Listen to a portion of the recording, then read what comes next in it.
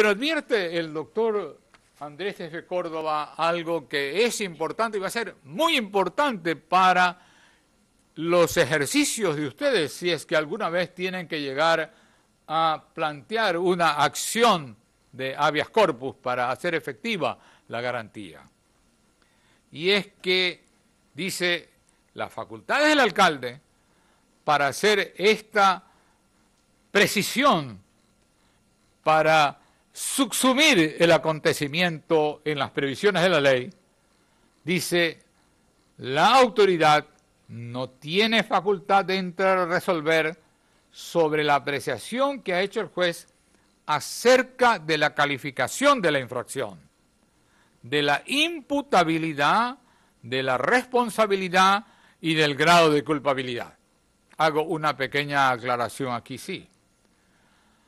Los términos utilizados por el doctor Córdoba en 1953 son términos de la doctrina jurídica penal que había avanzado hasta aquel tiempo.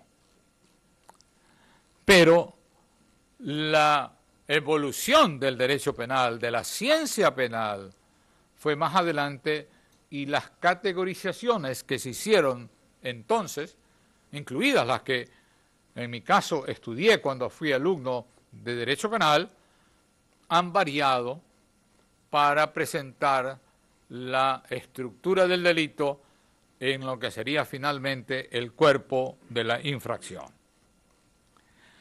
Y dice, por ejemplo, no puede estar detenida una persona contra la que hay graves presunciones cuando se supone que su responsabilidad, su grado de participación es el de encubridor y se decreta su detención porque en este caso sí procede el recurso, porque el encubrimiento no es motivo legal de detención.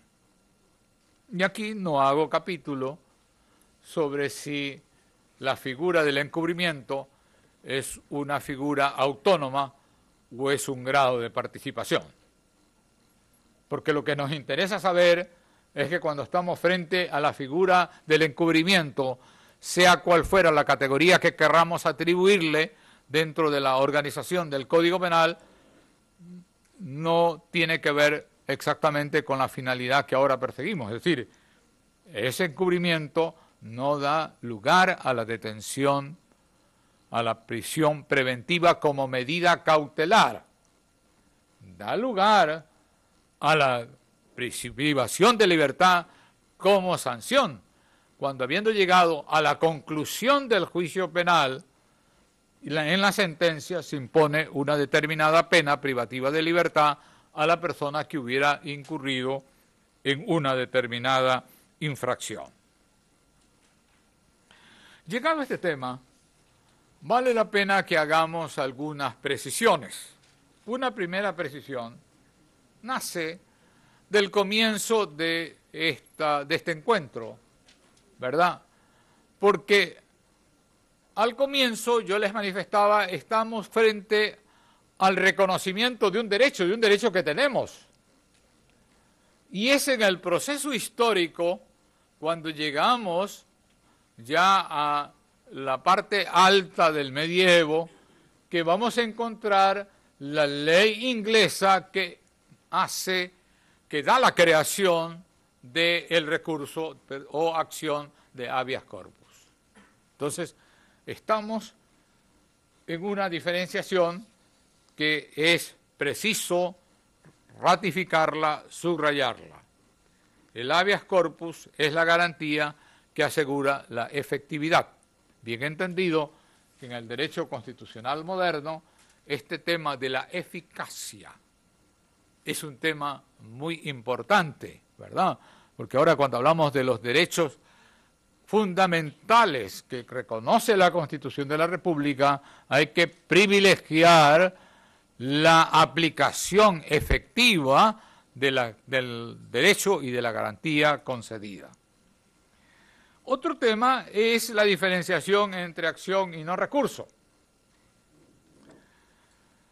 Es decir, si estamos presentando un reclamo ante una autoridad que no es del orgánico jurisdiccional, dentro de un determinado procedimiento al cual llamamos por su estructura proceso, que corresponde al enjuiciamiento de una determinada conducta que se supone que se ubica, sea adecuado a un tipo de carácter penal.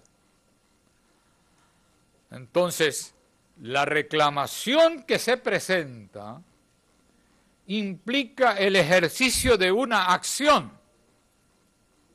Yo estoy pidiendo que esa acción es cuando yo hago lo que tengo que hacer para poner en movimiento a la respectiva autoridad.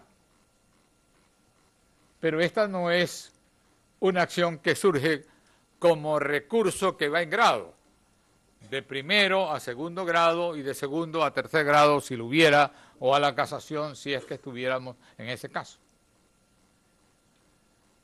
Sin embargo, a veces a nosotros se nos hace sustancia una determinada palabra y nos resulta muy difícil no utilizarla.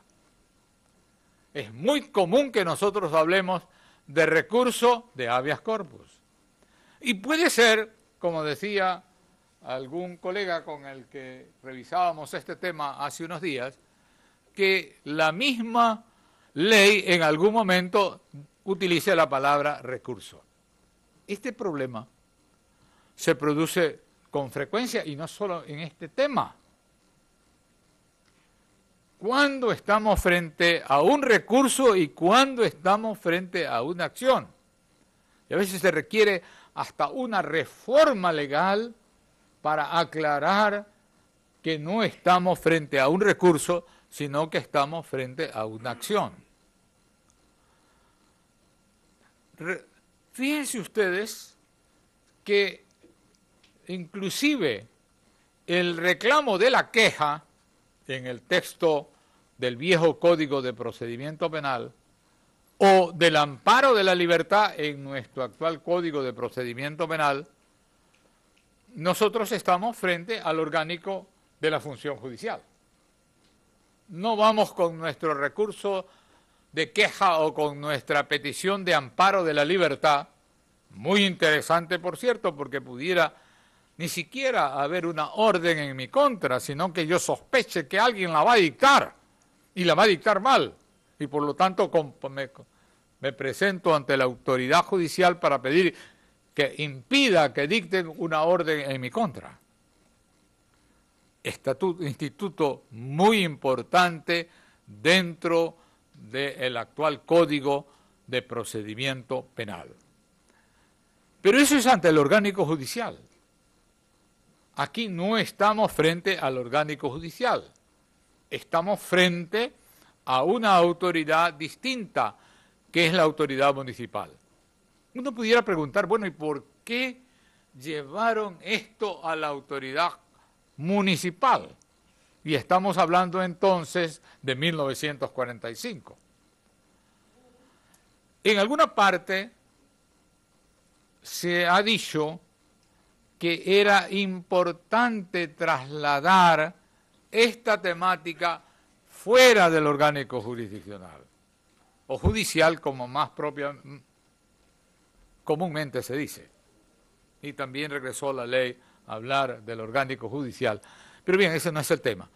En todo caso, estamos en el momento de 1945, cuando los constituyentes dijeron, este tema debe ser resuelto por una autoridad que no esté involucrada en la función judicial.